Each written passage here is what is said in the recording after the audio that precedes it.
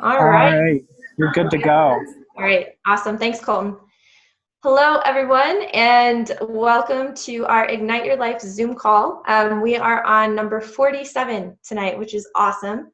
And it is January 15th, 2018. And we so appreciate all of you being on tonight. I know it's a Monday, it's busy. So thank you so much. And we really hope you'll get some value out of tonight's call. It's going to be a little different than a lot of the ones we've done. So we're really excited about that. So kind of to paint the picture before we get started is I want to explain what Ignite Your Life is all about. I feel like sometimes we just zoom right into the story and we aren't very clear about what we are, like what we represent with this call. And the whole, hi everyone! Everyone's waving. Oh, you guys are awesome. So the whole purpose of this Ignite Your Life Zoom call came to fruition from a group of us young people, just number one, so passionate about Isagenix, the health and wellness company that we all have partnered with. And number two, we just really wanted to be able to provide value to people our age and to really, help people shift their thinking, whether that's with health and wellness or their wealth or their mindset. So that's the whole purpose of this. And tonight, as we were talking last week, we really started thinking like, we really haven't talked much about financial health and, discussing financial stress. And that's such a huge topic that is so not talked enough about. And so that's what we're going to talk about tonight. Super excited. And Colton is going to be speaking tonight and sharing some of his insight as a college student. For those of you who don't know Colton, he is an amazing friend. He cares so much about people and helping people and making a difference. And he is also currently a business student at MSU. So Colton, if you could unmute. Hello. Hi, thank you so much for offering to speak tonight. This is Not awesome. a problem. So I figured to start off, maybe you could share your story with Isagenix, both the product, but also how you've gone to like sharing this with other people. Yeah, definitely. So I'll jump into the product and keep it a little brief and then share kind of the bigger picture on why I really chose to, get into this. So I started using the products when I was a junior in high school and absolutely fell in love with them. When I was in high school, I would spend, almost an entire paycheck on the products, and you have to be 18 before you can take advantage of the income opportunities, so I couldn't even do that. And when I turned 18, I'm so thankful for Heidi Wilkins. I believe she's on this call. She made me get my associate account. I don't think I had a choice. I've known Heidi for years and years, and she used to babysit me when I was a little kid. Anyway, so she's like a second mom to me. And so I got my associate account, and I really, started this to, get my products paid for. And I did that. But then I really saw how much these products were helping people and how they were really making a difference in people's lives as far as their health goes. And when you're a part of someone's health journey at 18 years old, 19, and now 20, it really is, you can't even put into words how special that is. Okay, and with this, and with Isagenix, there's a big opportunity to, I don't want this to sound wrong, but there's a big opportunity to make a lot of money. And with this, and when you can make a lot of money, you can really do a lot of amazing things in the world. I mean, there's so much that you can do. It gives you choices on how you want to live, where you want to live, what charities you want to give to, and how much you want to give. Or, you can do so many good things with an extraordinary amount of money. And so that's really why Isagenix has been such a big blessing in my life as far as my health, helping others with their health and financial goals. That's awesome. I love that you said, you can do a lot of good things with a lot of money. Like And I love that perspective. And I know I was listening to a podcast by Chris Harder, and he said the same thing. He's like, you know, a lot of money in the right hands of good people, you know, can lead to great things happening. So I love that you said that. And I kind of wanted to get your perspective of what your personal mindset around money has been, and how, you know, your relationship with money, and has it changed over the years? Definitely. Yeah, most definitely. So, you know, I think a lot of the people that I may have been surrounded with or affiliated with as I was growing up, and probably their relationship with money wasn't all that good. And, you know, some of you on this call may know what I'm talking about when you're around people who think that money is the root of all evil. Money causes greed. Money is bad, bad, bad. I'm sure a lot of you can relate to being around that mentality. And, you know, it all goes back to, you can do so many good things with money. And not only that, is when you don't have financial stress, you know, the number one stress in America today is money. And if that's something that you really just don't have to worry about, do you know how many other things, more productive things that you can be doing to make a difference in this world could be? I mean, it could be a lot. So, you know, for me, my goal is to go on missions trips, okay, and not have to worry about money. And if I have a lot of money, I'll be able to go on those trips and make a difference around the world and not have to worry. So that's my perspective on it. That's awesome. And it's so true. I mean, that's why I was really excited about having this as a topic for this call tonight, was because financial stress completely relates with all the other aspects of health. You know, if you're stressed out, you're probably not going to be as present in your kids' lives or at school or when you're at work. If you're financially stressed, you're probably going to have issues with your health from that. Exactly. If you're financially stressed, you're probably not going to sleep that great at night. It all totally relates. So I love that you brought that into it. That's awesome. Thank you. Yeah. Yes. And another question I had was, I know that you're a big fan of having additional streams of income. Mm-hmm. And I was just kind of wondering if you could go into why. You know, why is that important to you, and has that helped with your financial stress level, I guess? Oh, most definitely. When you're a college student and you're paying thousands of dollars every year to further your education, and that's also one thing that I wanted to touch on as far as network marketing is, we're going to take a little detour and we'll come right back to this, is, education is something that I absolutely love. When you get into the network marketing, you may hear you don't need to go to school to do this or to do that. But I think education is an amazing thing. It really brings you closer to a lot of high quality people. And so that's why I've really grown to love education. But having multiple streams of income, you're able to do those things. You're able to learn. You're able to, I don't even know how to say it, but I think it's something that everyone should do, no matter what age you are, is have multiple streams of income. And, if you're looking for different ways to really diversify your income, network marketing is truly an amazing thing, because what it is essentially is it's a personal development with a compensation plan attached to it. Can you agree with that? Yeah, absolutely. It's personal development with compensation attached to it. And I don't think there's anything better than that.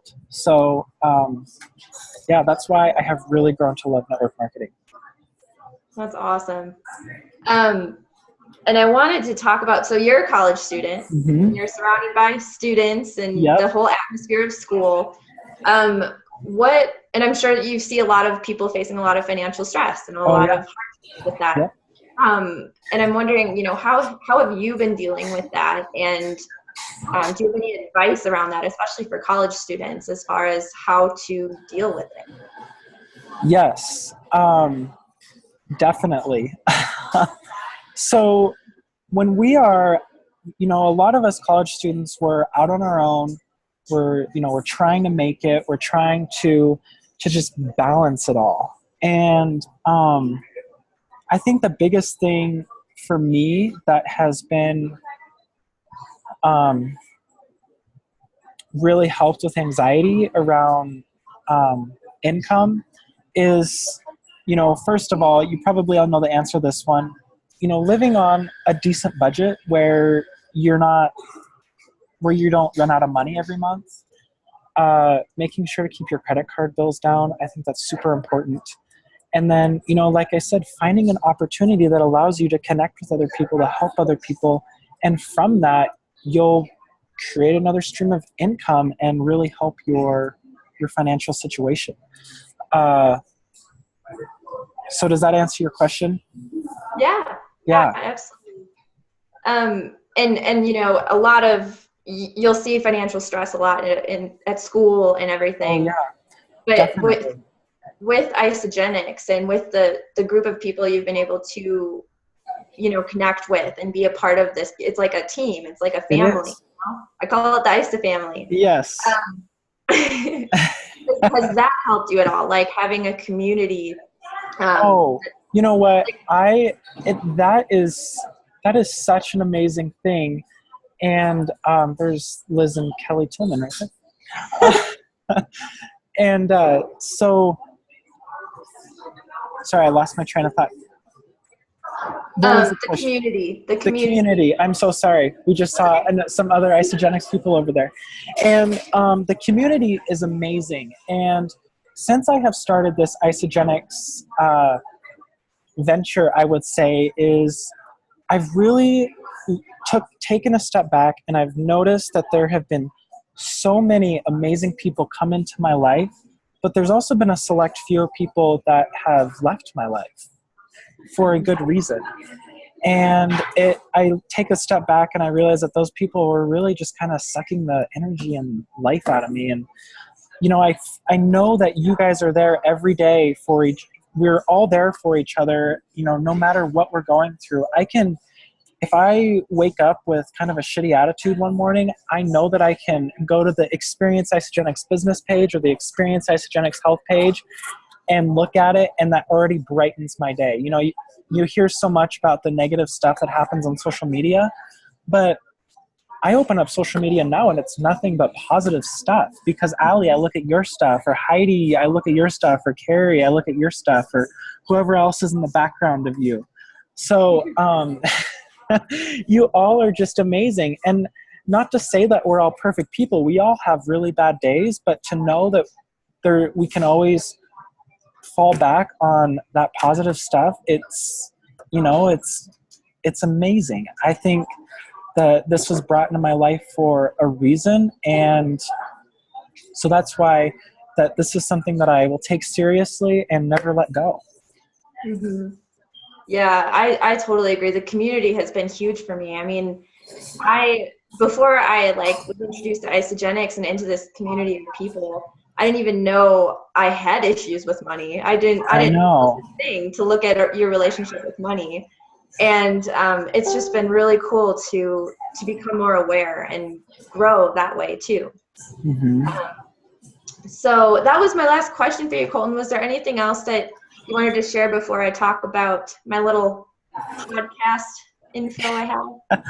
I think that was great, Allie. Thank you for interviewing me. That was really great. I just love getting on these calls and talking, and it's something that I look forward to every week. And anybody who is on these calls, we love having people on here, whether they're involved with Isagenix or if they're not involved with Isagenix. So please invite away. We would love to have people. So that's what I have. Absolutely.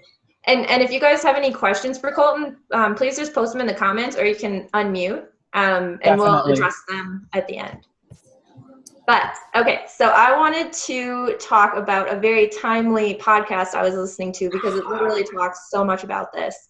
And if you've never heard of the For the Love of Money podcast that Chris Harder does. Highly recommend it. The website is fortheloveofmoney.com, and he has all his episodes there. And I had come across one with him. So Chris Harder is an Isagenix millionaire.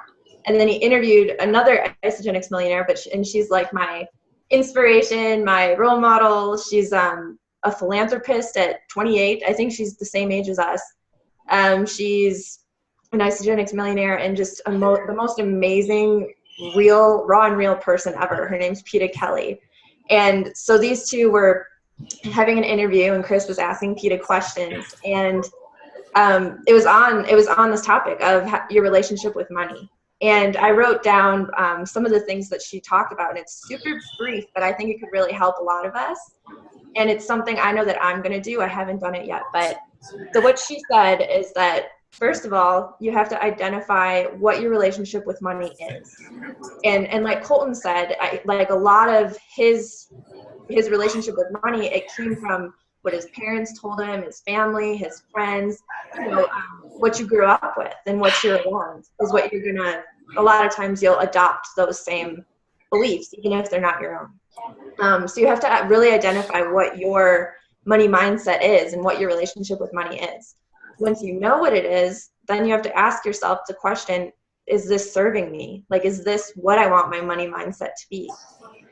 Because until you ask yourself that question, you're never going to be able to change. So you have to ask yourself that question and just get real and don't judge yourself. She really focused on that because it's so important. I mean, who you were 10 years ago and where your mindset is now isn't where your mindset's going to be in, a year, 5 years, 10 years, and you're always growing. So don't judge yourself. And then so once you identified your money mindset story and you decided, so let's say you're like, no, I need to have a better, relationship with money. She said, I love this. She said to write money a love letter. So she said, address it like it's a letter to money. Dear money. And then you write, what's on your mind. And like, she gave examples of, expressing your gratitude for money and saying how grateful you are for the things you do have. So she's like, I'm trying to remember what example was. Oh, so like my money afforded me heat in my home. My money afforded me food on the table. My money afforded me to go to school. All these amazing things that we kind of take for granted because we see the negative sides of money. And then so she said to write yourself a letter and say, money, I know we had issues in the past, but I'm so ready to work this out and let's call it a truce. And then she said, what was that?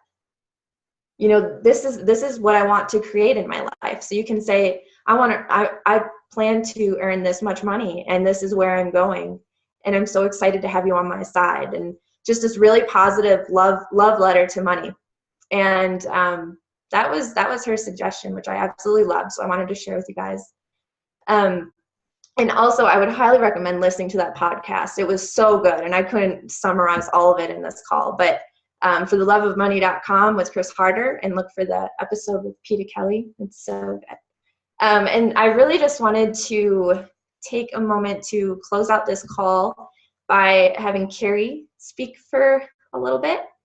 And Kerry, so Kerry is, I like to call her a mindset money mentor of mine. She's and she actually does a money mindset call every Friday morning, and it's on Facebook.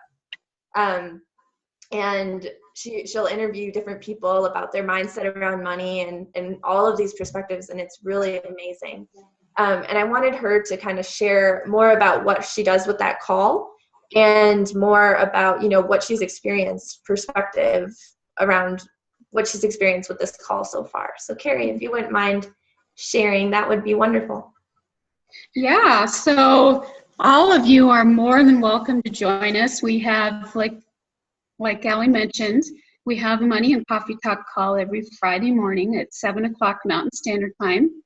And it's a 25-minute call, but the really powerful thing about it is that we're just having really I guess you could say, honest and open conversations about money, because it's something that people don't really feel comfortable talking about.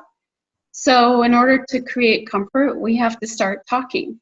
And I can tell you from personal experience that having lived in a paycheck to paycheck mindset, I'm 50 years old, and I've done this for a very, very long time. And it doesn't matter how little money I had made or how much money I'd made, I was still in that behavior. So it was just something that was comfortable and familiar to me. And that's something that I think a lot of people can relate to. Sometimes we're in these habits and we don't really know how to get out of those habits.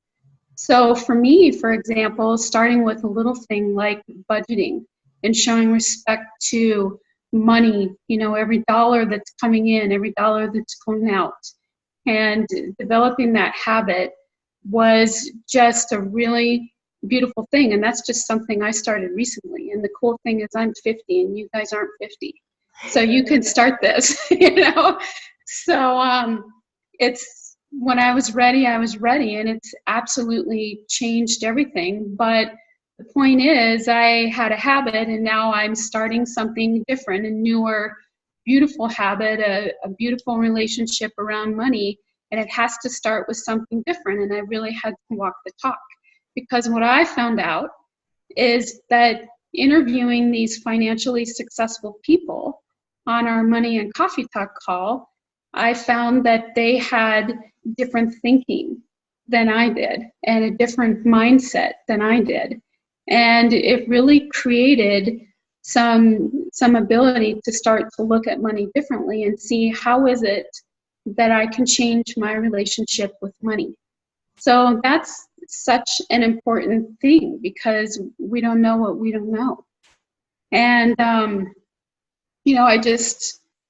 I lost my train of thought, but it's one of those things that, as I was talking to all of these people that have been earning so much money, I really felt a disconnect with my own behavior around money. And not that I felt irresponsible, but, it wasn't like I was purchasing big things, making poor choices. But it's really about what is it that I'm really doing with money. If I'm creating value and relationship around money, what is it that I'm doing to create a positive way and direction that I can move forward with that? And for me, it was just these small steps. So I hope that all makes sense, but that's really what our Money and Coffee Talk is all about, just to hear that having a poor relationship with money is actually a really common thing. It's an unfortunate thing, but it doesn't have to be like that. So we just can get into this place where we can hear people's stories, we can hear how they started to shift their mindset, what they did, and now what that relationship looks like. And then there's so much value and so much ability to just self-reflect and see how does this show up in my own behavior. So that's really what our call is all about, and I hope you guys will come and join us, and I hope you'll bring people to come and listen, because it's super special. Yeah. Oh, that's awesome. Thank you, Kerry. You're welcome. And I love that, different people have different perspectives and relationships with money. So some people have a great, healthy relationship with money.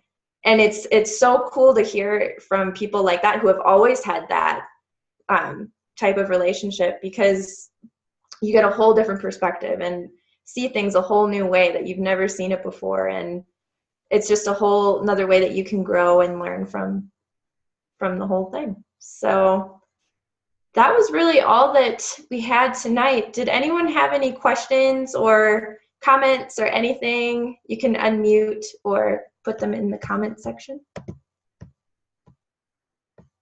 My grandma says, thank you for sharing, Kerry. You're welcome, Mary.